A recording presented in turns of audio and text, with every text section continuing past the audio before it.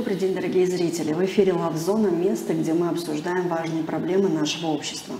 В 1945 году Бессарабия вновь вошла в состав Советского Союза, и в это время местные жители столкнулись с политикой коллективизации. Засуха началась в этом же году, в 1945-м. Крестьяне, столкнувшись с выгоревшими полями, пытались спасти погибающий урожай. Согласно рассекреченным документам, опубликованным в книге «Голод в Молдове», представители страны, советов и местные активисты производили обыски в дворах и амбарах крестьянских хозяйств, выметая все запасы зерна. Это оставило беззащитных людей без пропитания перед наступающим нелегким годом. И в итоге голод пришел в наш Буджак, в Бессарабию, унес жизни тысячи людей, не только гагаузов, но и болгар, молдаван, русских и украинцев. Голод уносил жизни целыми семьями. Труженики этой земли не могли предположить, что власть лишит их не только необходимого зерна для будущих посевов, но и пропитания на зимние месяцы. С целью увековечить память о жертвах голода команда информационного портала ЛАВ-МД запустила проект съемки документального сериала. И я, в свою очередь, предлагаю нам посмотреть небольшой отрывок из воспоминаний.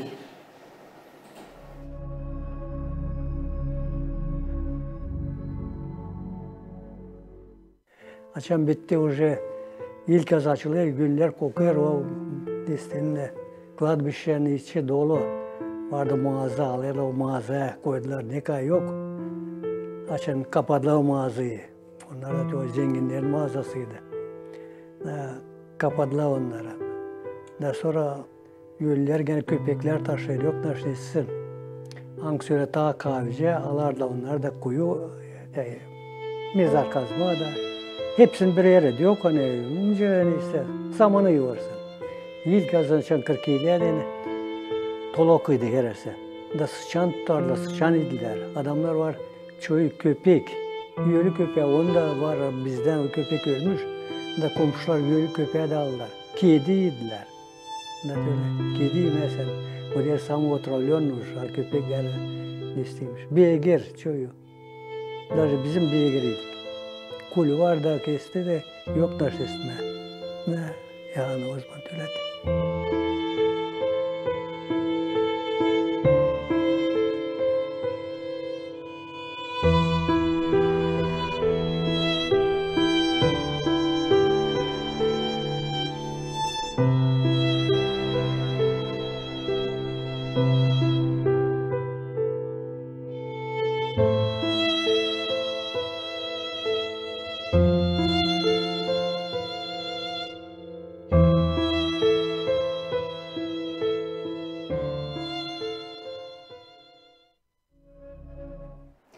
По разным оценкам, голод в 1946-1947 годах села с преимущественно гагаузским населением потеряли от 20 до 50% населения, что автоматически делает, так скажем, это событие послевоенных лет одной из самых страшных трагедий в истории гагаузского народа, возможно, даже самой страшной трагедией.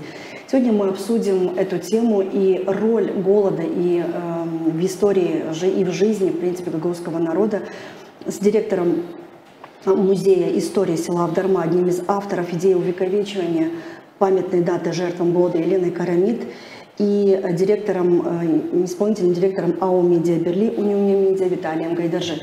Добрый день, дорогие гости. Здравствуйте. Тема, конечно, очень чувствительная, очень эмоциональная, но о ней нельзя не говорить, потому что это, наверное, важные страницы в истории каждого из нас, и каждая семья столкнулась с этой болью, с голодом, и в каждой семье, может, если не были жертвы, то были люди, которые пережили эти страницы страшных лет. Виталий, я чуть ранее сказала о том, что был запущен проект съемки сериала. Что вообще стало, как появилась вообще идея такого проекта, что сподвигнуло вас к этой идее? Спасибо, Алла. Сподвигла не меня, нашу команду информационного портала ЛАВ-МД. Идея появилась осенью 2023 года, но сперва немного расскажу в двух словах историю. Мы немного меняли миссию информационного портала, в том числе пересматривали редакционную политику, ориентируясь на те события и другие информационные источники, которые работают в Гагаузии, для того, чтобы найти свое особое место в автономии в медийном поле. И с весны прошлого года мы взяли курс на то, чтобы рассказывать гагаузам о Гагаузии, и тем самым поменяли нашу редакционную политику. Наша аудитория заметила, что у нас появились материалы и программы на гагаузском языке. И, в общем-то, мы стали целенаправленно писать о жителях Гагаузии, которые оставили определенный вклад в историю автономии. И наша информационная политика больше направлена на освещение событий, которые происходят в регионе. То есть это послужило одним из самых больших аргументов того, чтобы интересоваться и рассказывать нашей аудитории то, что происходит в автономии, и то, что пережил гагаузский народ за все время проживания на территории нынешнего своего нахождения. Поэтому, когда мы думали о том, что же предлагать аудитории такой, где они не могут, в общем-то, найти в открытом доступе, возникла идея для того, чтобы рассказать жителям Гагаузии, не только жителям Гагаузии, а те, кто даже наш сайт читает за пределами Молдовы, автономии, о событиях 46-47 года, потому что это достаточно трагичная страница в жизни всего молдавского народа, но так как гагаузы все-таки малочисленный народ, и мы представляем с вами этот народ, то нам хотелось бы собрать воспоминания, то есть те крупицы людей, которые пережили эти события, для того, чтобы для нашей аудитории показать и дать возможность услышать из первых уст о тех событиях. Поэтому вот так возникла эта идея, она была единогласно принята нашим коллективом журналистов, и мы начали собирать сперва данные о людях, которые остались живы. На самом деле очень мало. Да, их очень мало, то есть нам нужно было искать людей как минимум 37-го, 38-го, 40-х годов рождения, потому что уже в некоторых населенных пунктах уже нет очевидцев. Мы по крупицам собрали определенную информацию из разных населенных пунктов. На сегодняшний день идет работа по записи этих воспоминаний. Часть мы записали также. Находимся в поиске этих очевидцев в гагаузских селах Одесской области Украины, для того, чтобы сделать цикл из 16 эпизодов. Каждый эпизод будет представлять из себя отдельное воспоминание отдельного человека, который пережил те трагические события 46-47 года. И еще одним новшеством этого является то, что помимо того, что мы затрачиваем собственные силы и энтузиазм команды ЛАФМД, мы в том числе впервые пробуем привлечь аудиторию к работе над такими серьезными темами, для того, чтобы у будущих поколений остался задокументированные факты тех событий. Потому что мы знаем, и думаю, что Елена Федоровна расскажет подробнее об этом, потому что в гагаузском обществе и среди политической элиты достаточно неоднозначное отношение к этим событиям. И поэтому думаю, что самым лучшим иллюстрированием этих событий будет являться видеодоказательства тех людей, которые пережили эти события. Я знаю, что вы в рамках проекта привлекаете и простое население, которое может, в принципе, быть донатами в этом проекте и внести свой небольшой вклад, допустим, не купив одно кофе, но отдав эти деньги на съемки сериала. Работает ли этот проект, то есть есть ли желающие, которые хотят помочь сегодня? Мы не ставили перед собой цель, когда вовлекаем аудиторию для того, чтобы собрать или заработать над этим. Для нас важно, чтобы жители автономии или аудитория, которая нас читает за пределами нашей автономии Республики Молдова, стала вовлекаться в процесс того, чтобы создавать контент и документировать определенные вещи, которые важны для гагаузского народа и гагаузов. Поэтому это, на мой взгляд, является одним из элементов, чтобы жители автономии и люди, которые неравнодушны к истории Гагаузии, принимали какое-то участие в создании тех исторически важных стали моментов и частью событий. проекта, Да, получается. и стали частью этого проекта. Елена Федоровна, вы, как один из авторов идеи увековечивания памяти жертв голода, долго шли к реализации этой идеи, потому что было очень много дебатов, много дискуссий, много противоречий в обсуждениях. Вообще, как возникла идея увековечивания, да? И потом дальше обсудим, почему так восприняло это общество. Да. Ну, необходимо сказать о том, что Музей истории села Абдарман был открыт в 2011 году. И концепция музея имела одной очень важной целью раскрыть все этапы в истории села, раскрывая и давая возможность нашим посетителям увидеть все стороны жизни нашего села с ее светлыми, скажем так, и с темными пятнами. То есть каждый строй, а Авдарма пережила 5 политико-правовых систем своей истории, имел какие-то свои положительные стороны, имел свои отрицательные стороны. И наша задача заключалась в том, чтобы не умалчивать, показать ее историю именно такой, какой она была. Естественно, что в ходе исследования истории села мы не могли пройти мимо и такой страницы в ее истории, как годы голода 46-47 годов. Естественно, что мы не смогли остаться равнодушными, когда исследования показали, что более 600 жителей нашего села стали жертвами голода. Поэтому эти исследования, они также легли в основу нашей дальнейшей работы. Наш музей запустил такой вот конкурс, инициатором его стал один из основателей Музея истории села Абдарма Игнат Михайлович Казмалы. Мы запустили в 2017 году конкурс научно-исследовательских работ, в которых участие приняли дети, ученики старших лицейских классов из всех учебных заведений нашей автономии. Их задача заключалась в том, чтобы взять интервью у пожилых людей старше 80 лет, у тех, кто годы голода пережил и может рассказать о них как человек, непосредственно прочувствовавший, проживший эти тяжелые времена. И откликнулось 50 учеников, 51, если быть более точными, учеников лицейских классов, которые взяли интервью у 128 пожилых людей. Каждый из них рассказал о том, как он пережил эти годы, что случилось, почему люди стали жертвами этой трагедии. И вот одним из пунктов, одним из вопросов, на которые отвечали эти люди, считают ли они, что в Гагаузии должен быть день, когда мы все вместе будем поминать жертву голода. То есть такой вопрос был поставлен. Каждый из 128 интервьюеров положительно ответил на этот вопрос. Каждый из них желал, чтобы такая дата у нас в Гагаузии была.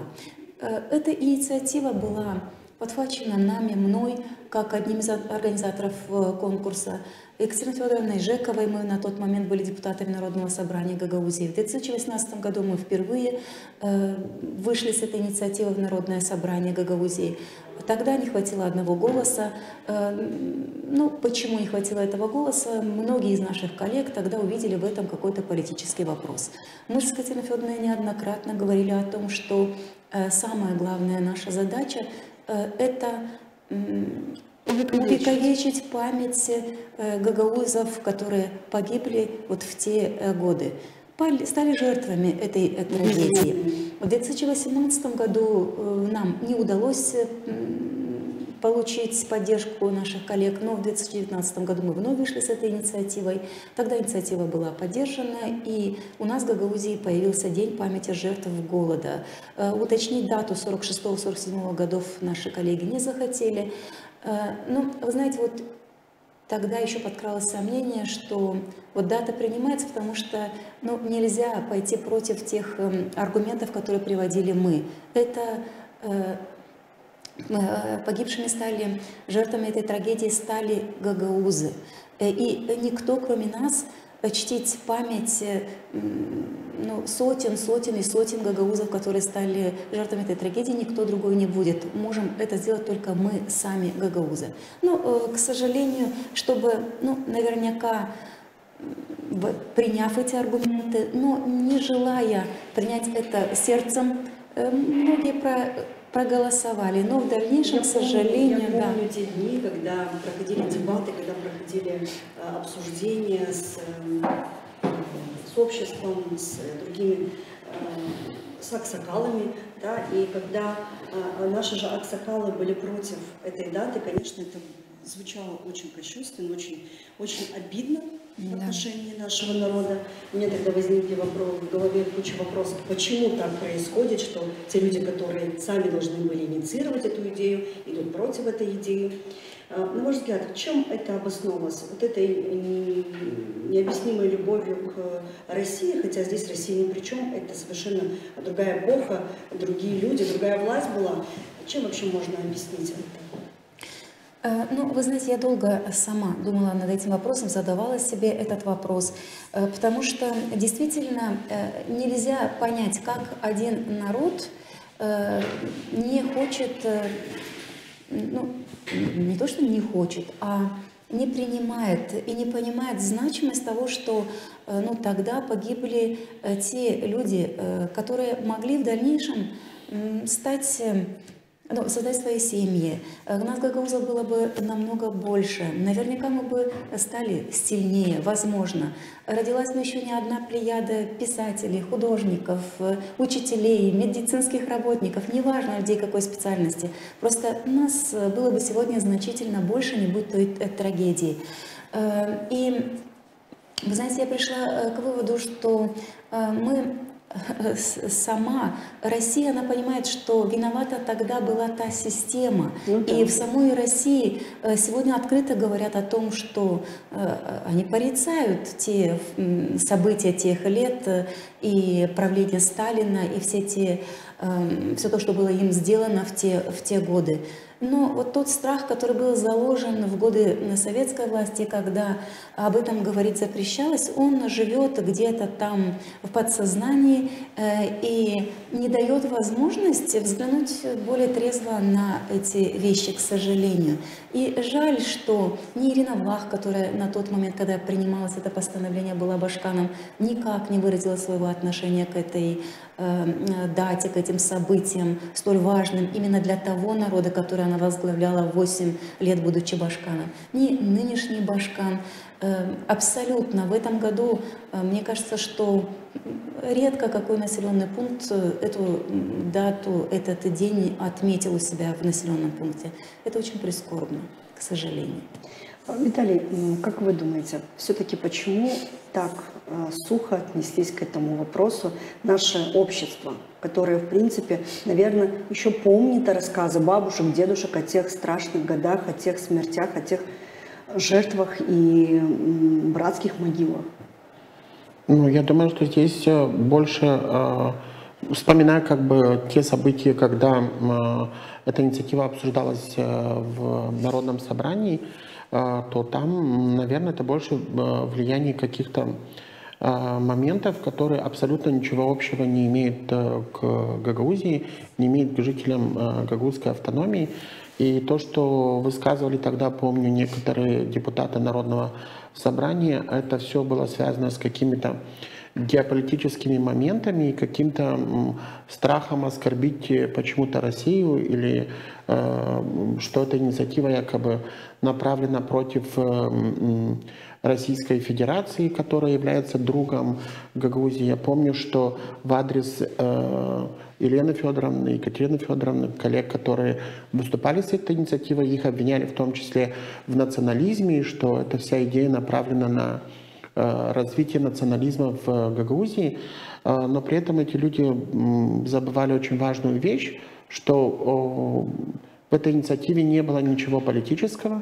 Речь шла о том, чтобы мы должны помнить о том, что эти события имели место быть на территории, где проживают гагаузы, и что Для того, чтобы не оказаться в таких событиях, мы должны как минимум об этом помнить и помнить о тех жертвах, которым привели эти события. Ведь не секрет же, если мы говорим с исторической точки зрения, что здесь нельзя обвинять там, даже тогдашние власти Советского Союза, потому что мы понимаем, что была определенная политика со стороны государства, но в то же время сегодня исторические факты говорят о том, что как и сегодня, так и тогда были определенные люди, которые, ну давайте будем откровенно называть вещи своими именами, доносили на своих соседей. И, в общем-то, эти события сегодня в любом случае противоречивы. И здесь есть место тому, чтобы не только пенять на Советский Союз и, допустим, Россию, но и в том числе анализировать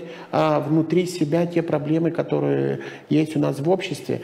Ведь не секрет же, что гагаузы были, например, в лучшем положении в тот период с точки зрения испытаний года, потому что гагаузы исторически сложилось, что это народ, который работает на земле, и он имел определенные запасы. Поэтому ситуация с точки зрения обеспечения, допустим, продовольствием в Гагаузии была лучше, например, чем, я имею в виду на этой территории, чем это было, допустим, на Украине в годы Голодомора. И ведь у людей просто отбирали это зерно, и их искусственно привели к ситуации, когда им нечего было есть. Потому что вот сейчас, когда мы собираем эти воспоминания, например, села, где проживают, украинские села, где проживают гагаузы, они говорят, что для них был единственным выходом, потому что они жили вблизи с железной дорогой в Рени, и люди ходили там и просто собирали зерна, которые выпадали из проезжающих вагонов.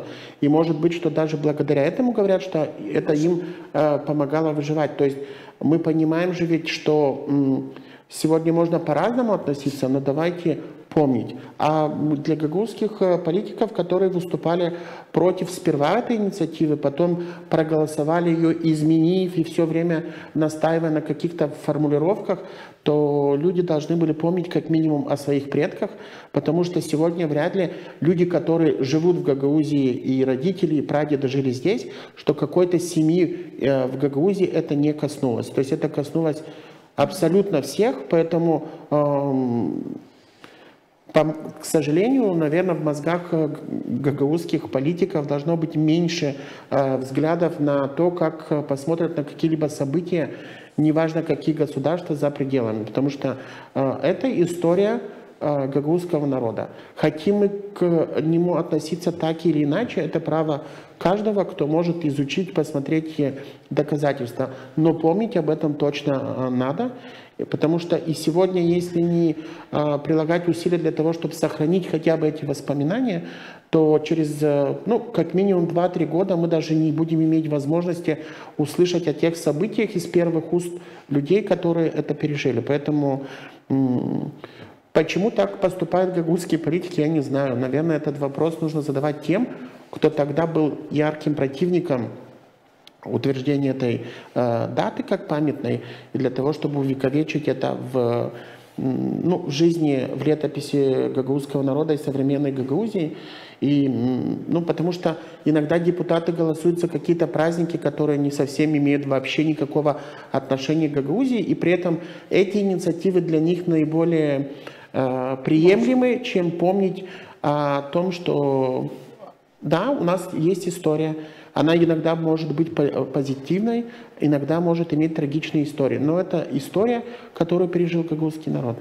Можно одну мысль? Вот здесь вот она пришла мне в голову, я хотела бы ее озвучить. Мне кажется, что мы, гагаузы, будем достойны большего уважения, когда будем печься о том, что имеет отношение к нашему народу, когда мы будем знать и свою историю, когда мы будем чтить своих героев, когда мы будем любить, продвигать свой язык, когда мы будем знать, любить и продвигать свою культуру. Именно тогда мы будем достойны большего уважения. Я не считаю, что продвигая интересы какого-либо другого народа, на нас, гагаузов, будут смотреть с большим уважением и лучше. Да. На самом деле. Елена Федоровна, я знаю, что в рамках работы музея проводится много мероприятий, и в том числе посвященных как раз-таки этой проблеме, как голод в Грузии. Ну, помимо этой книги, какие еще проекты реализуются вот по этой теме? Ну, я хочу сказать о том, что в 2019 году, когда была принята эта инициатива Народным собранием Гагаузии, постановление было принято, 19 октября стало Днем памяти жертв голода на территории автономии. У нас в Алдарме, на территории кладбища, именно на том месте, где было то массовое захоронение жертв голода, была освящена часовня памяти жертв голода и тифа, который предшествовал голоду, тиф 1941-1945 годов, который также унес почти 600 жизней в нашем селе. То есть представьте себе, что в период с 1941 по 1946 год вот эти две трагедии, тиф и голод, уносят 1200 или даже более жителей в одном только населенном пункте. И построена эта часовня была благодаря жителю нашего, уроженцу нашего села, меценату Илье Казмалы. Эта часовня есть, она находится на территории кладбища, повторюсь. И ежегодно, 19 октября, жители нашего села, они уже знают, и мы все собираемся для того, чтобы именно на этом месте почтить память жертв голода. В этом году, уже в прошедшем 23-м году мы вновь собрались и собираемся каждый год. И мы не думаем о том, делают ли это в других населенных пунктах, хотя хотелось бы, чтобы это стало общенациональной такой идеей. Это как раз-таки та идея, та мысль, наша общая память, которая должна объединять наших гагаузов. И сегодня наши политики ищут какую-то другую общеобъединяющую идею, но я считаю, что все это ошибочно. Нас, гагаузов, должны объединять именно такие трагичные страницы в нашей истории. Память нас должна объединять. Нас должны объединять такие важные ценности для нашего народа, как наша гагаузскость, как наш гагаузский язык, наша культура и наши традиции. Именно это даст возможность нашему народу стать сильнее, именно это даст возможность нашему народу жить сложности и стать сильнее как нация. Если говорить об этих мероприятиях, нужно сказать о том, что все те работы, которые были сделаны детьми, были нами собраны. И вот та книга, которую вы сейчас упомянули, вот Джана Джиса, она вышла, и она уже на руках у многих жителей нашей автономии, у тех, кто давал интервью, и мы продолжаем передавать эту книгу в библиотеке. Пытаемся это делать посредством тех учеников, тех классов, тех педагогов, которые посещают наш музей. Через них мы уже передаем и в библиотеки учебных заведений, в библиотеки сельских населенных и городских пунктов, для того, чтобы, как сказал Виталий, наши люди, наше население смогло познакомиться и услышать об этой трагедии не из уст политиков, не из уст, допустим, только журналистов или историков, а из уст тех, кто пережил и знает действительно, как это было. Да, на самом деле, потому что я помню, что даже в детстве взрослые женщины, они всегда ходили в черном. Мне всегда было странно, почему бабушки всегда ходят в черном. А потом, когда мы начали задавать вопросы, почему, оказалось, что это еще 46-47 годов, потому что столько было погибших и в каждой семье практически, что вот эта вот память и о погибших, о близких, она хранилась, эта боль была на протяжении всей жизни этих людей.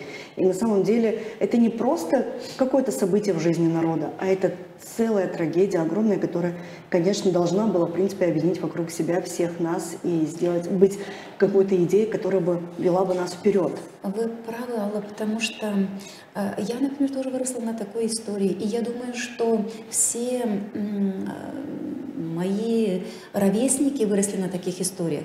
Мы жили с бабушкой, мой отец младший сын в семье, мы жили с бабушкой, дедушкой, и я очень хорошо помню ту историю, что младшая дочь моей бабушки это была бы моя тетя, вот она умерла в годы голода, ей был всего лишь годик.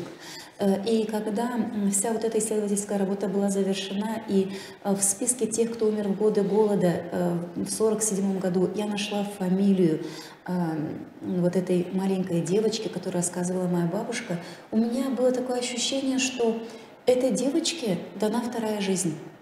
Да, она не прожила ту жизнь, она не успела вырасти, как другие, она не успела завести семью, у нее не стало детей, потому что жизнь оборвалась практически только начавшись. Но то, что эта фамилия появилась в списке среди других людей, у меня было такое ощущение, что ей дарована была жизнь, а эта жизнь через память, жизнь через память. И я считаю, что я обязана чтить ее память. Также обязана чтить память своих родственников, близких, знакомых, друзей и все жители Гагауза. Это мой взгляд на эти вещи.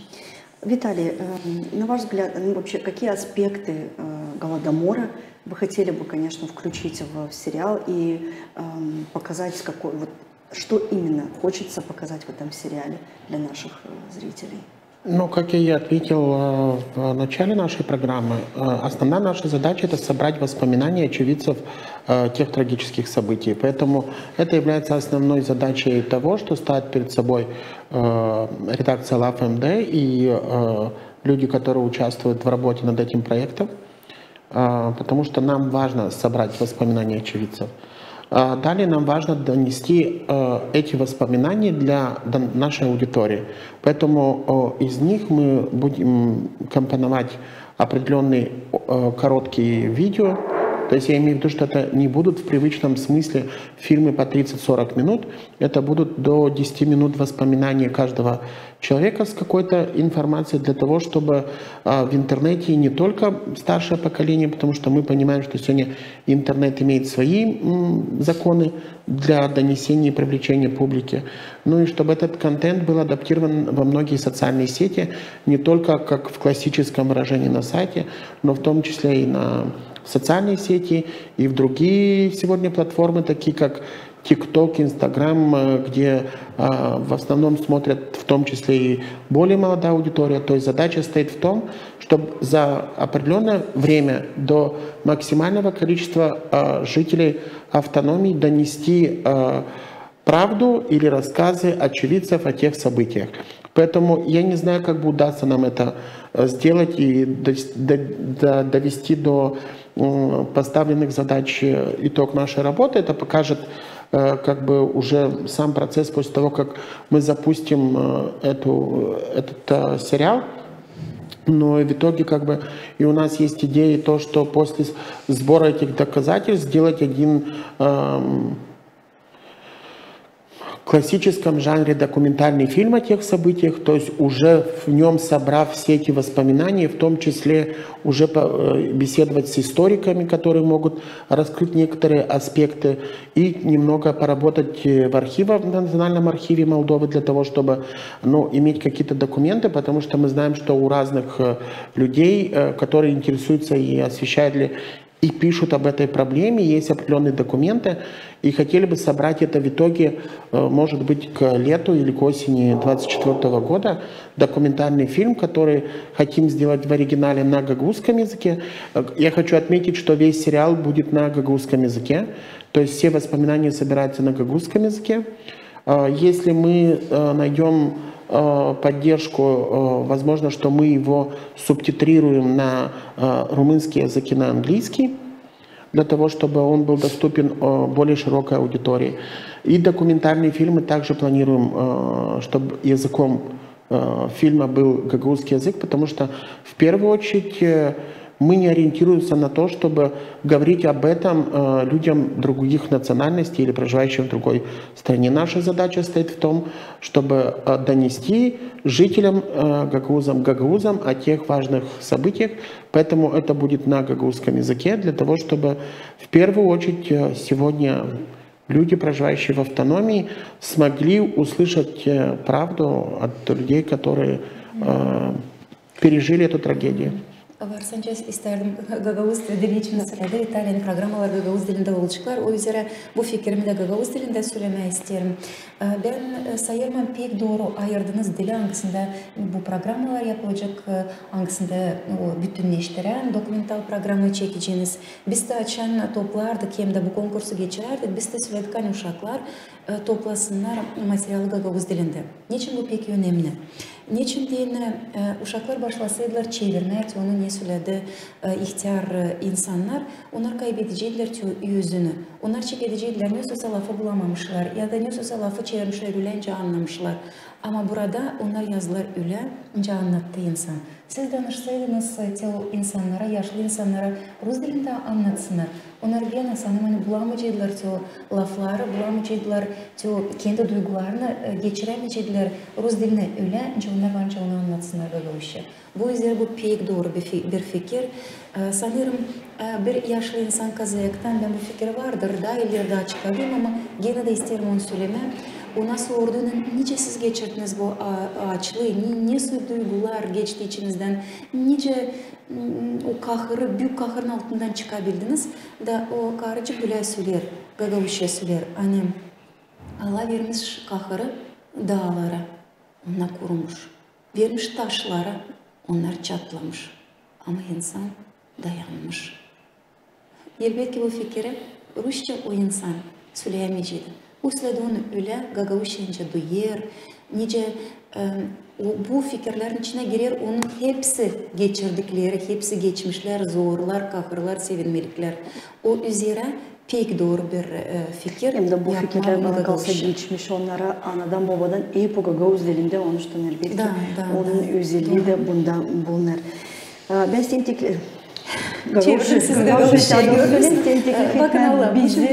bizi hepsimizi bakalım bir kısa bir video nerede bizim halk topluluğunun deputatıydı, 6. halk topluluğunun deputatı Ekaterina Жекова gene söyler bir iki laf bizim bu tema için.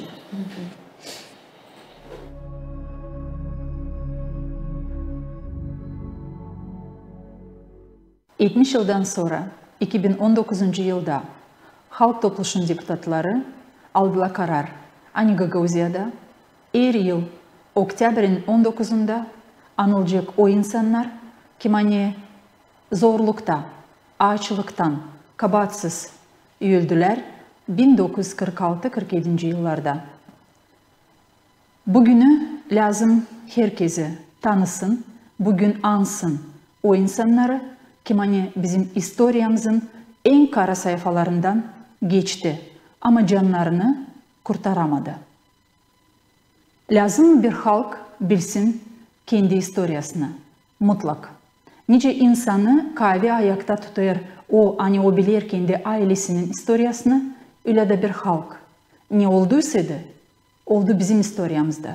Hepsinden önemli bu sayfalar için anlatma, bilme, anlatma, unutmama, niçindiğini sadece böyle biz var nasıl yapalım öyle, hani evlat boyları hiçbir zaman başka sel vermesine, ne söylese kuvvetler, açlıktan öldürsünler halkımızı.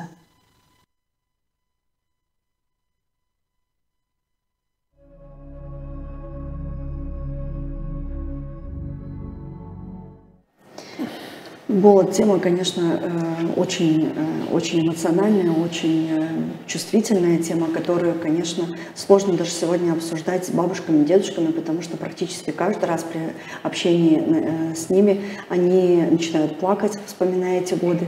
Естественно, что для них это, наверное, боль, которую они не хотят каждый раз в себе вводить наружу и об этом говорить, потому что это очень сложно, очень больно для них.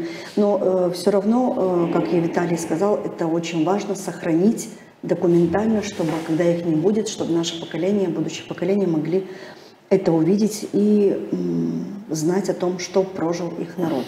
В связи с этим, конечно, Виталий, у меня такой вопрос. Каким образом, во-первых, какой эмоциональный отклик вы ожидаете от зрителей и каким образом вы планируете привлечь внимание молодого поколения к этому сериалу? Но сегодня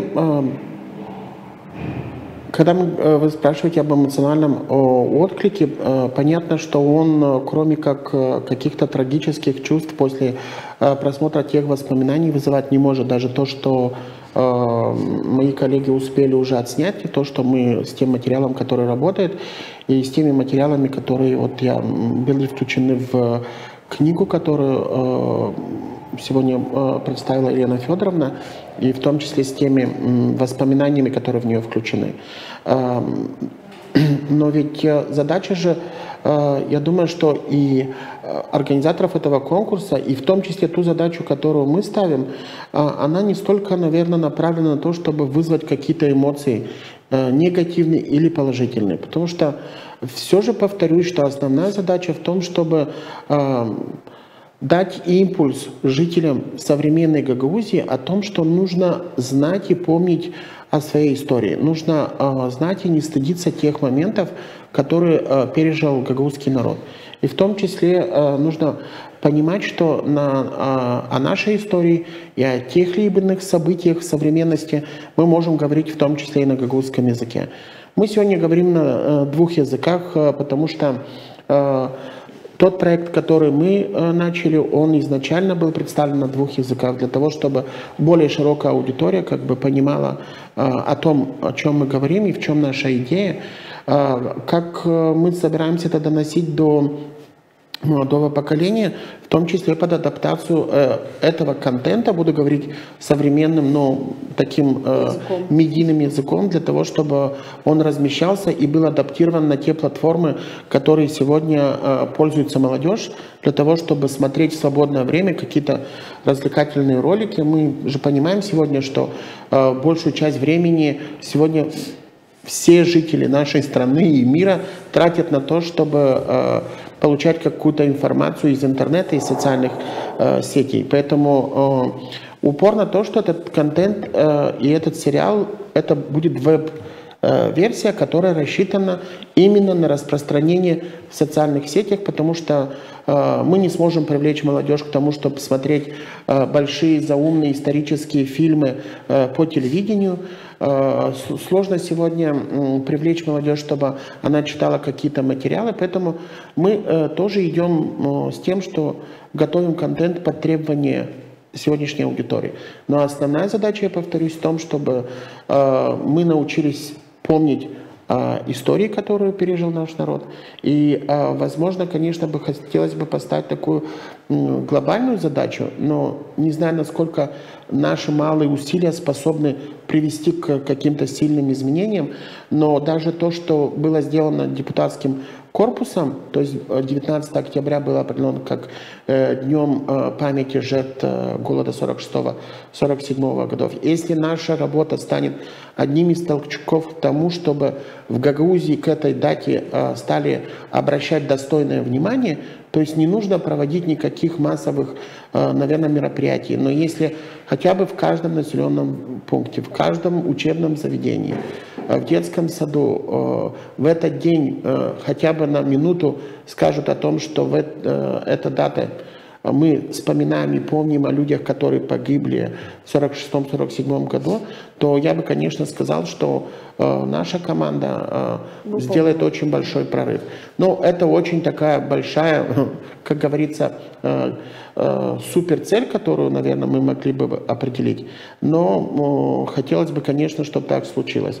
И в чем еще уникальность этого проекта? Потому что в нем может принять каждый, кто имеет желание, вы об этом говорили, и кто имеет желание принять участие в этом проекте и стать частью этого проекта, они могут на наших платформах любых узнать информацию, потому что баннеры об этом проекте есть на любых наших платформах, и в Ютубе, и на сайте, и в Фейсбуке, и в Инстаграме. Там есть код, QR-код, по которому можно перейти на ту платформу, где об этом рассказывается. То есть это доступно сегодня любым современным способом. Поэтому сегодня в программе, вот в сюжетах видели, в конце сюжетах этот баннер.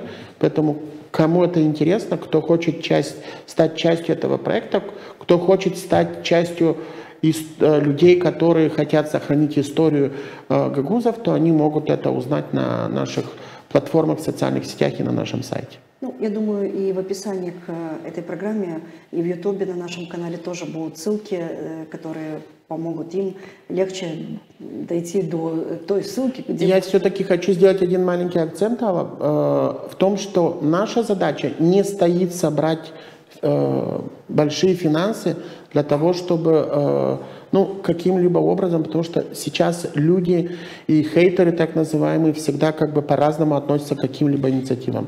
Наша задача стоит в том, чтобы те, кто имеет желание, смогли стать частью проекта, который призван как минимум сохранить и собрать эти воспоминания для того, чтобы они стали доступными для будущих поколений. Потому что мы знаем, что интернет помнит сегодня все. Любой носитель, книга, все имеет свойство когда-либо, небольшой срок хранения. Но сегодня мы знаем, что в интернете остается все, и поэтому именно, скажем так, цифровая память об этих событиях, то есть то, что мы делаем, думаю, что станет таким одним из шагов, может быть, даже в современной Гагаузии, когда мы поймем, что сегодня современные требования требуют и другого подхода, в том числе историческим событиям и важным для гагаузского народа датам и вехам истории. Елена Федоровна, не могу не задать вопрос к вам. Вы работаете с молодежью, естественно, в музее к вам приходят. Насколько, то есть какие методы вы используете, чтобы все-таки привлечь молодежь вот к таким темам, как голод, как ТИФ, да, вот в вашем селе, который был? Вы знаете, дело в том, что если мы посмотрим на программу школьную, то в школьной программе, начиная с 9 класса, в 9, 10, 11, в 12 классах есть произведения, которые посвящены этой теме. И очень часто получается так, что и из других населенных пунктов к нам в село, в музей приезжают учителя с учениками, или познакомившись уже с этими произведениями, или только приступая к работе над ними. Урок литературы заключается в том, чтобы проанализировать произведения. Да, определенное вхождение в эту тему присутствует, без этого это произведение понять невозможно. Но больший акцент на уроке литературы, естественно, делается литературной составляющей произведения. Поэтому учителя принимают решение привести детей к нам в музей для того, чтобы здесь увидеть воочию документы, которые относятся к этому периоду. У нас в музее есть уникальные документы, относящиеся именно к 46-47 годам прошлого столетия. Это извещение о смерти людей в годы голода. И есть фотографии жертв голода, есть другие документы, есть подборка вот этих вот работ учеников. И мы, музейные работники, не только знакомим с тематическими стендами, с витринами, в которых представлены эти документы, но и проводим музейные уроки, где даем возможность нашим посетителям поближе познакомиться с этой темой. Тогда и на уроках восприятие этого материала проходит совсем по-другому уже в школе на уроках. И еще раз обращаюсь и ко всем преподавателям гагаузского языка и литературы нашей автономии, к учителям, которые преподают предмет истории, традиции, культура гагаузского народа, к учителям, которые преподают историю. Приезжайте к нам с детьми, со старшеклассниками, которые уже смотрят на эти вещи здраво, которые могут дать определенную оценку тем событиям. Приезжайте к нам с детьми. Мы с удовольствием проведем музейные уроки и считаем, что это даст возможность правильно воспитывать наше молодое поколение. Воспитывать наше молодое поколение в уважении к своей истории и уважении к своему народу, уважении к своему языку, к своей культуре, к своим традициям. Что очень важно, особенно в последние годы, да. И с увлечением молодежи интернетом, телефонами, гаджетами, конечно, да. Очень важно воспитание, дополнительное воспитание, которое поможет все-таки сохранить эту память в их умах. Очень отрадно, что очень много делается и с вашей стороны, и со стороны Виталия и команды LoveMD для того, чтобы увековечить все-таки эти годы, эту трагедию в жизни и в истории гагаузского народа. Я надеюсь, что это будет хорошим примером для многих жителей Гагаузии, для учителей гагаузского языка, для историков, для наших политиков, в конце-то концов, которые, в принципе, должны быть примером для подражания для каждого из молодого человека в Гагаузии, не только молодых людей, а вообще всех. И будем надеяться, что те цели, которые поставлены и в работе музея, и цели, которые поставлены, и задачи в рамках съемки сериала, они будут выполнены, и, возможно, будет больше результатов, чем мы ожидаем. Но это уже, как говорится, покажет нам и историю. Спасибо вам, что сегодня вы были с нами, что мы сегодня обсудили очень важную тему, на мой взгляд, в истории гагаузского народа. И я надеюсь, что это только останется в истории. Больше в нашей истории нашего народа это не повторится. Дорогие зрители, спасибо, что вы были с нами. Хочу напомнить, что сегодня у нас в гостях был исполнительный директор АО «Медиа Берлин-Медиа» Виталий Гайдаржи и директор Музея истории села Авдарма, один из авторов идеи увековечения памятной даты жертвам голода Елена Карамид. Мы сегодня говорили о голоде 46-47 годов. Спасибо, что были с нами. Не забывайте подписываться на наши социальные сети и оставайтесь с нами.